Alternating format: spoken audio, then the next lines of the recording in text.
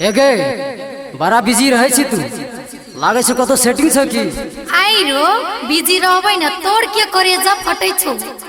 एगे हमर किया करेजा फाड़ते तोहर चढ़ल जवानी देख के त लागे छ जना पानी में आग लगे भी। चुप बजर खसुआ।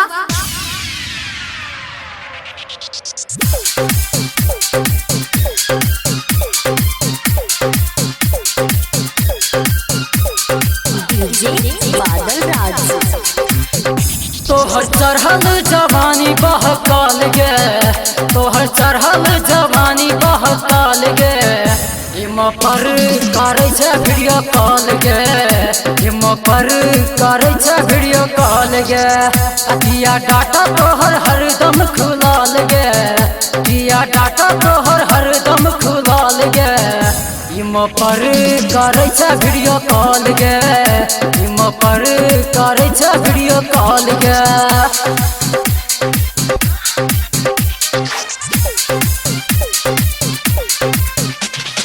वीडियो कॉलिंग पर छोरी चैटिंग करई छे, इमो चला के फिक्स मीटिंग करई छे। हाँ वीडियो कॉलिंग पर छोरी चैटिंग करई छे, इमो चला के फिक्स मीटिंग करई छे। किया काल तोहर हरदम खुलाल गे, किया काल तोहर हरदम खुलाल गे।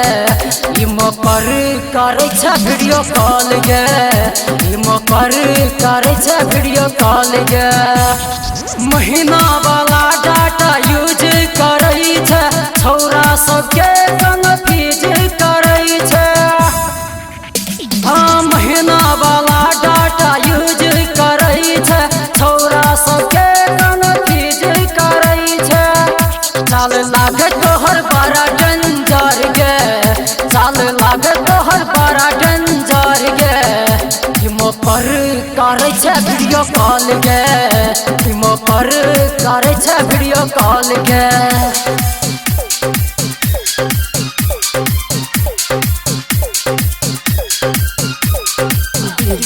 बादल राज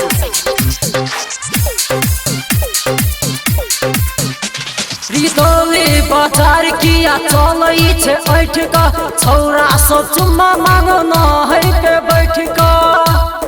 हाँ रितोली बाजार किया चलई छे ऐठ का, छौरा सब चुम्मा मांगो न है के बैठ का।